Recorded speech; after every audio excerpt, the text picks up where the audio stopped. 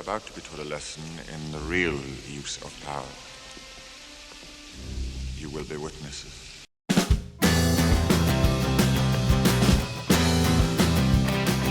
Hello, welcome back to my channel, and welcome to my channel if this is your first time.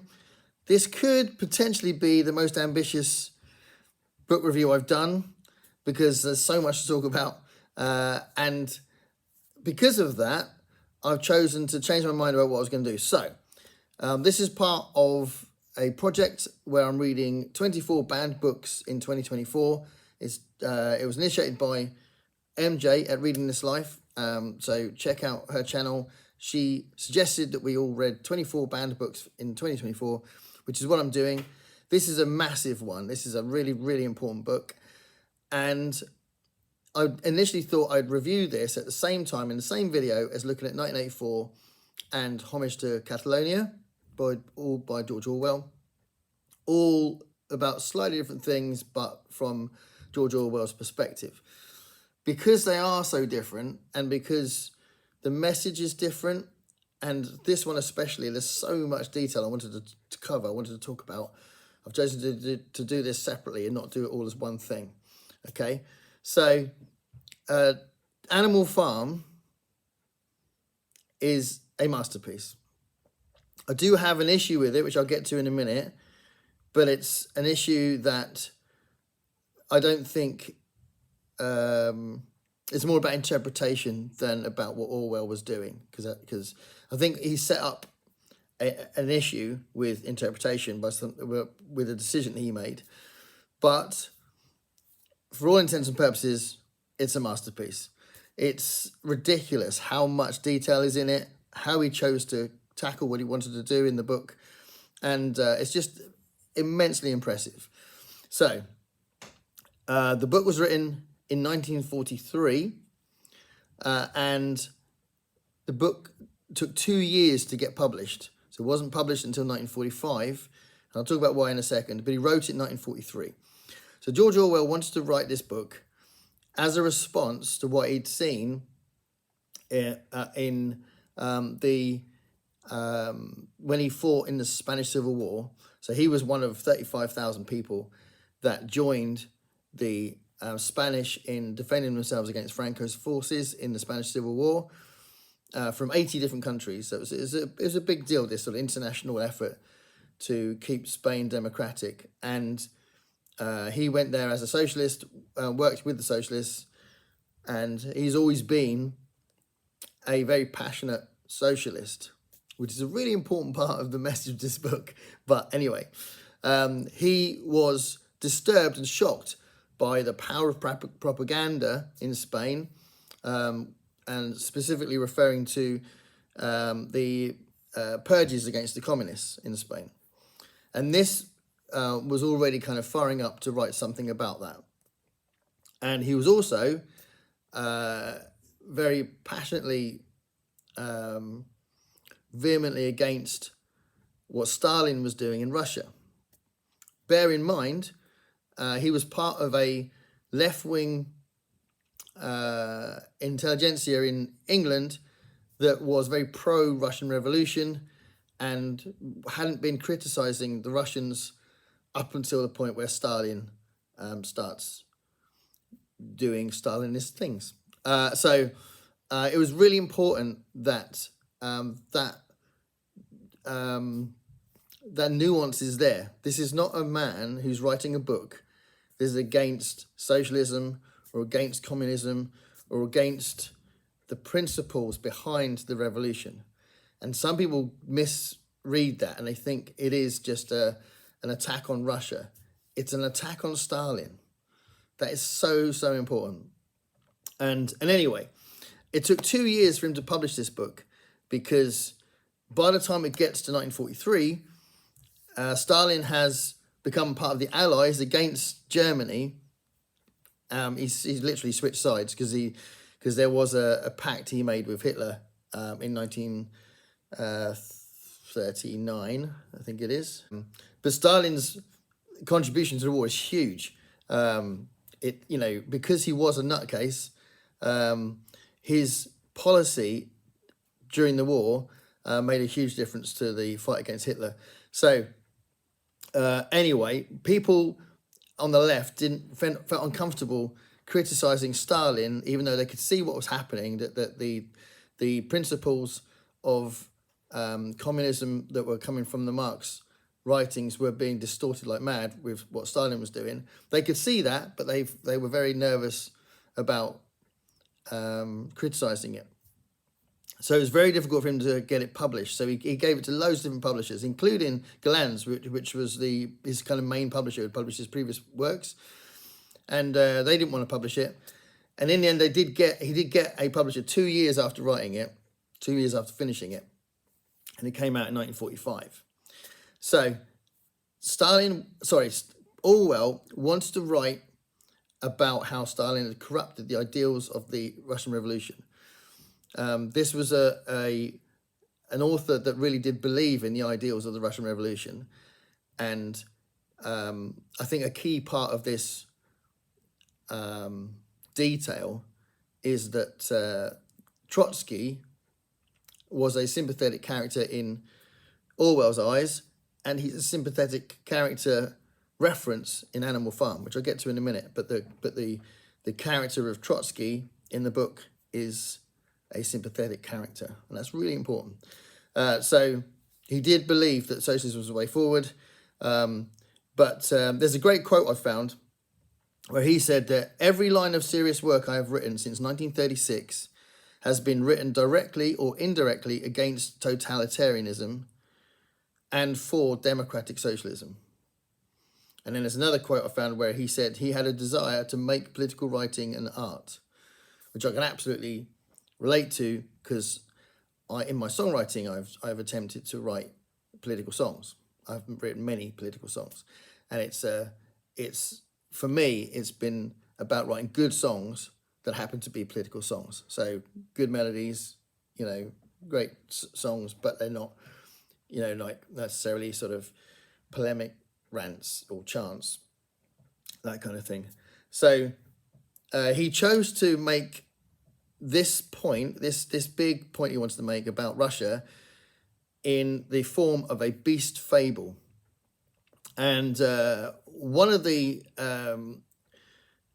scholars that I read had said that his motivation for doing this was he did have a very deep love of animals, and you can see it in previous works, like Shooting an Elephant. He'd written an essay about shooting an elephant, and you can you can read the pain and torture of the elephant being shot in the text, and he has got this love of animals. So that was part of it, but also he was disappointed by the lack of sales and lack of success with his previous work, and felt like it would be a better commercial decision and potentially a story that would travel better and be more received in a better light if it was done as a beast fable. So that's what he chose to do. So because it's a beast fable, you've got loads of symbolic things in the book, and you've got things that represent so many aspects of what was happening in Russia. So many aspects. Literally everything you can think of is in there somewhere. It's really, really clever. So to start off with, you've got the initial setup of these animals being ruled over by the farmer. And the farmer is basically the Russian Tsar. So the pigs are kind of principal characters in this story, and one of the old pigs, called Old Major, has a dream, and that dream is about them rebelling against the farmer and obtaining power themselves. And that dream represents the Communist Manifesto, and Old Major represents Marx. I will say now that it's very interesting that when I first saw it, I first saw the film, the animated British film, which is really, really good, before I read the book. And then I read the book later, and I reread it for this project. But when I first saw the film, I did already know about Russian history, and I thought that Old Major was a mix of Marx and Lenin. But I don't think that's the case. I think it's literally Marx, and I think he avoided bringing Lenin into this allegory. And I think it's a really interesting aspect to the book, because Old Major dies, which is where I thought it could be that Lenin is represented there, because Old Major dies and then Napoleon takes over, the chief pig in the story and the representation of Stalin. I thought, okay, that's the Lenin bit, but I don't think it's true. I think he dies so that the plot can carry on, and he avoids bringing Lenin in. And because there's no representation of Lenin in it, and it's really Trotsky and Stalin, I think that's part of the reason why this book has been misunderstood.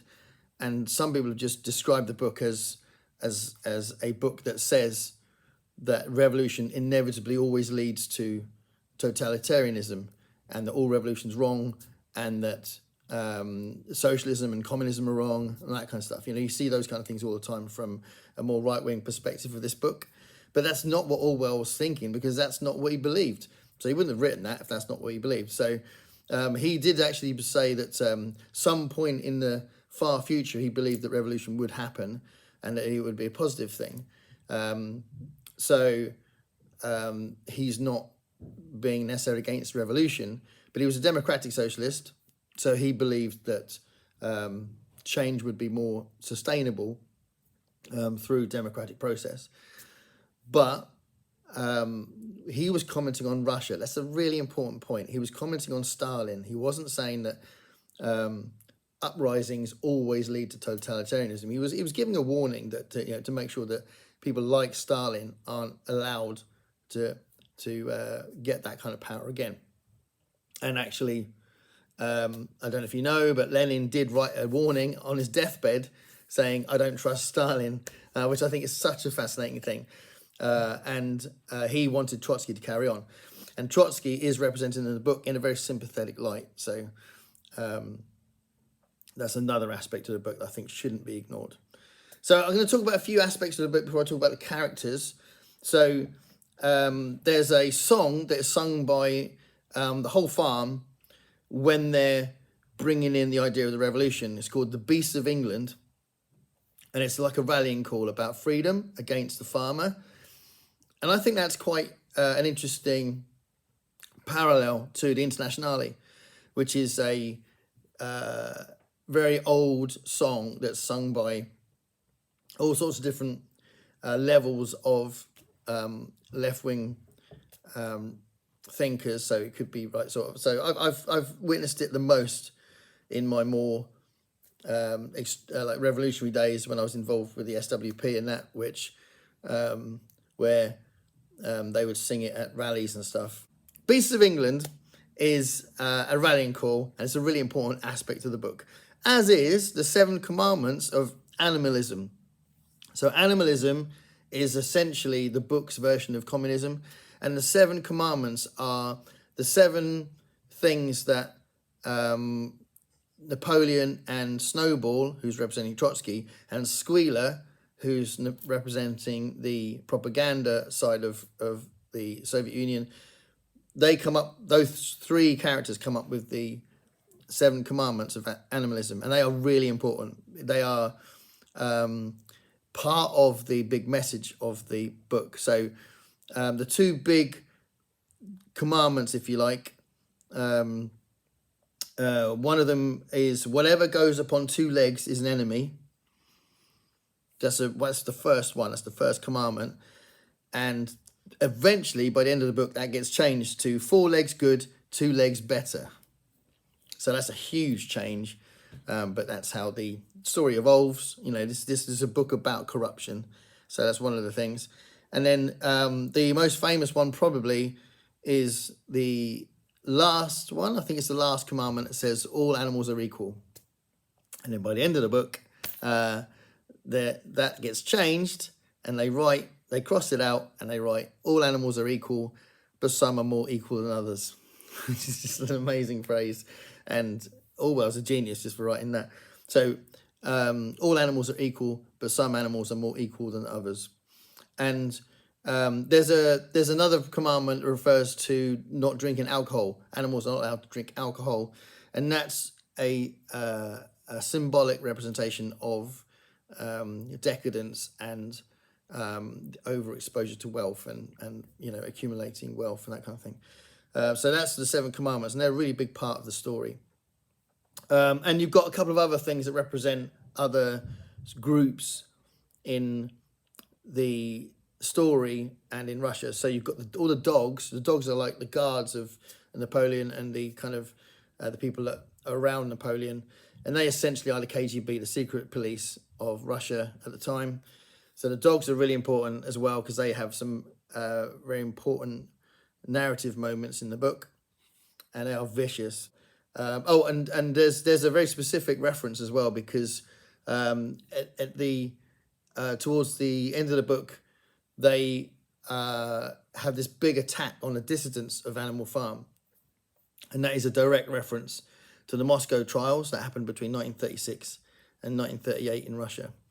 So that's a really important thing that the dogs do, but they are a very important kind of presence. They are an important presence in the book.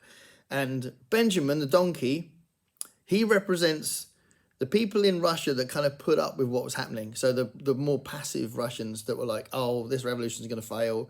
Oh, Stalin's not going to last very long. I'm sure we can put up with that. Because there is always that element, in any kind of dictatorship and any kind of totalitarian regime, there is going to be people who are very cynical and just think, it's nothing to worry about. These things aren't going to last, and this threat is not a big threat. So Benjamin the donkey kind of represents that kind of area of the Russian people. So Napoleon represents Stalin. Napoleon is obviously the principal character of the book. He is the antagonist more than the protagonist. He is the problem in the book. And that is because Orwell was writing this as an attack on Stalin. So Napoleon absolutely represents Stalin. And there's a few things that are in the book that are direct things that are referencing things that Stalin did. So I've already mentioned The Beasts of England, which is a song that they sang that was like the revolutionary song. And by the end of the book, Napoleon bans that song. So the song that starts it all off, he bans it with the argument it's not needed anymore. There's no revolution needed anymore. Clearly, that's because he's become the thing that was, he's like the new Tsar, if you like, the thing that was originally the impetus for the revolution. There's a few other things like the 5-year plan is a big part of this book. So he had a big 5-year plan to modernize Russia by basically working the Russians to death, which Napoleon does to Boxer, who's this massive Shire horse in the story, and one of the most sympathetic characters in the book. And it's quite tragic the way that it works with Boxer, and it is literally what Orwell is saying about what Stalin did to the people of Russia. So that's a really important aspect to it. The windmill kind of represents that as well, and the sort of change in technology and stuff. But that was started off by Trotsky, which I'll get to in a minute. That started off by Snowball, sorry. I'm mixing the two things together. But yeah, the 5-year plan literally did, in Russia, result in the starvation of millions of Russians. So it was a very serious thing that Stalin was doing against his people, if you like, but for the future of Russia. So Napoleon's part in this book is huge, obviously. Snowball is the representation of Trotsky. And as I've said a few times, he is a sympathetic character in the book because Orwell was not attacking the revolution, he was attacking Stalin. So Snowball is at odds with Napoleon through the book, which is what is true about the reality of Russia. So when Lenin dies, throughout the 1920s, Trotsky and Stalin were always at loggerheads about what should be happening to Russia after the revolution had been established. And Stalin exiles Trotsky in 1929, and eventually, after another decade of Trotsky writing loads of books attacking Stalin and saying how he betrayed the revolution, Trotsky is assassinated in 1940. So he again is a really big player in the story of the revolution, and a big part of Animal Farm. Trotsky was Lenin's right-hand man, if you like. He was the leader of the Red Army. He was hugely important in the success of the revolution. And because he was the leader of the Red Army, Snowball, Trotsky's counterpart, was talked about in that way in the book as well. And they talk about the Battle of the Cowsheds, which is the representation in the book of the Civil War, the Russian Civil War, which happened between 1917 and 1922, a direct result of the revolution. And Trotsky was basically integral in the success for the Bolsheviks in that Civil War. So Snowball's part is important because I think if you took that out, you could definitely make a clearer argument that Orwell was just attacking socialism / communism / revolutions / uprisings, but that's not what's happening. Snowball's there for a reason. So there's a couple of other things that are representative. So you've got Pilkington and Frederick are two other farmers from neighbouring farms, and they are the other countries. So there's two. There's a few others as well, but they're the two of the main ones.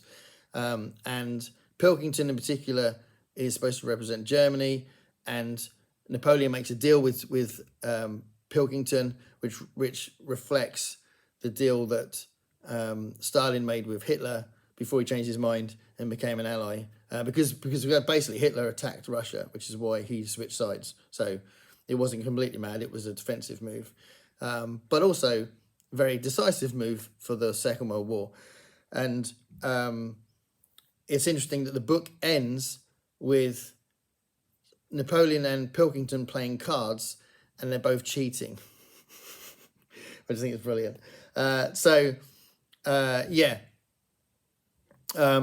This book has got so much in it.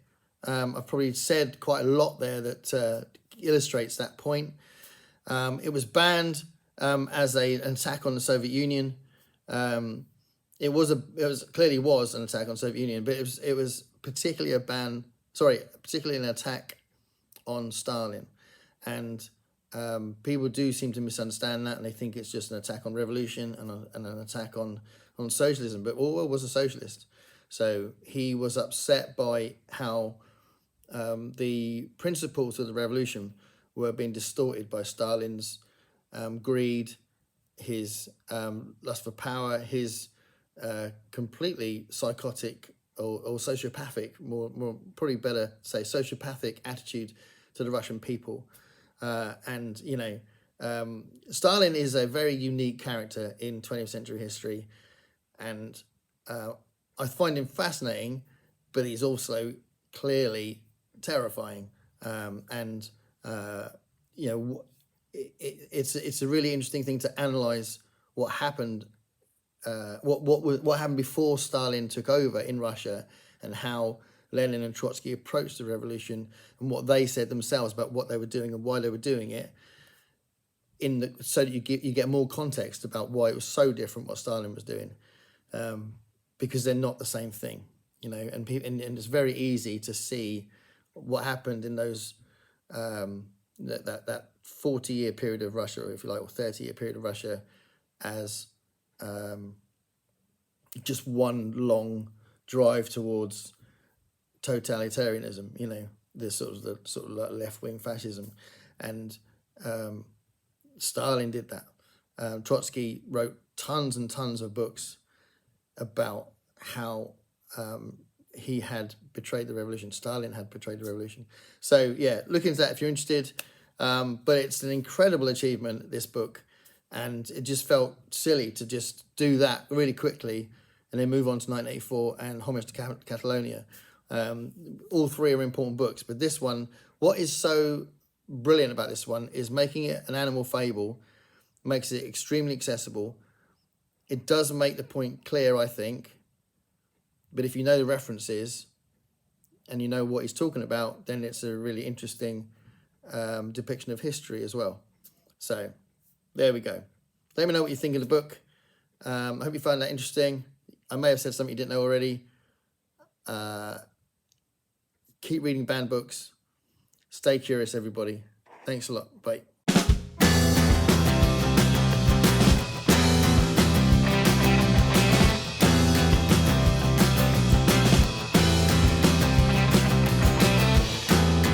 Paint me a picture of what it's like to be you.